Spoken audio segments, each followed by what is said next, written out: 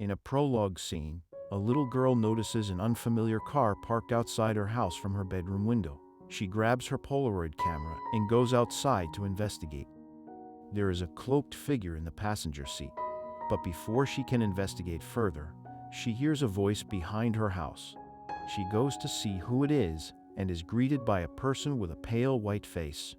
FBI agent Lee Harker and her colleague are on a manhunt for a serial killer. While knocking on doors in a neighborhood, her partner gets shot and killed. Harker captures the man through pure intuition. Later, tests reveal that she possesses psychic abilities.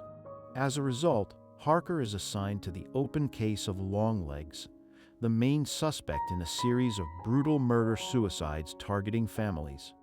All the victims share the same birth date, and each crime scene features a cryptic letter signed Longlegs. There are no other traces of the killer at the scenes. Harker's task is to decipher the letters, which contain satanic symbols and codes.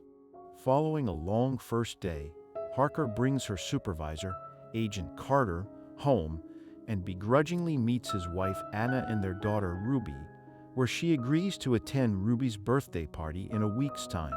At home, Harker hears a knock at the door and sees a shadowy figure outside. When she goes outside to investigate, she sees the figure inside her house and returns to find a letter addressed to her with a birthday card from Longlegs. Following a clue that says X marks the spot, Harker discovers a cross on the floor of a former crime scene. They unearth a doll buried beneath it, and inside its head, they find a strange metal orb.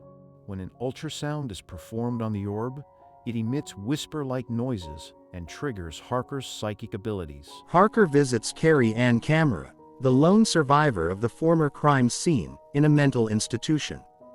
Carrie Ann retells the story of receiving one of Longlegs' dolls as a birthday gift. Soon after, her father murdered her family while she was away on a field trip.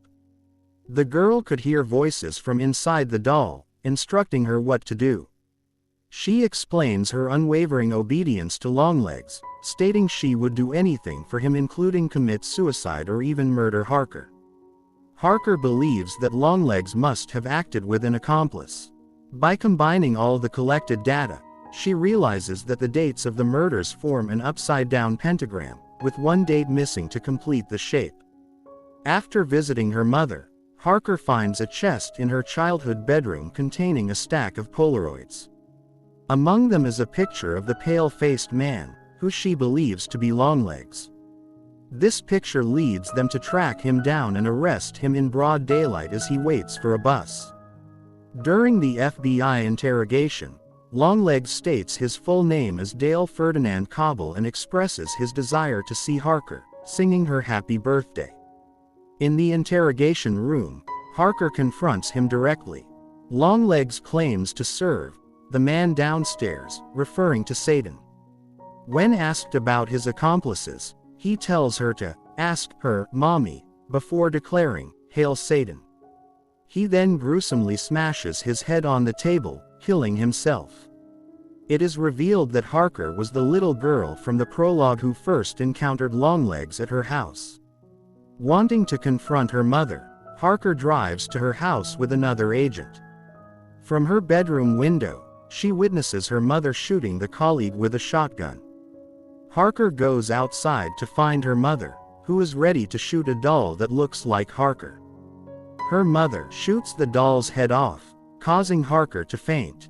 In a flashback montage, it is revealed that Harker's mother was Longlegs' accomplice all along. She posed as a nun, delivering the possessed dolls to the families that would later be murdered. She made this pact with Longlegs to spare Harker's life when she was young. Harker's own doll, still intact and unused, gave her psychic powers and guided her in life. Longlegs lived in the family's basement during her childhood, earning him the title, the man downstairs. Waking up in the basement to the sound of a ringing phone, Harker stumbles upstairs to answer it. A deep voice on the other end tells her, "You're late for Ruby's party."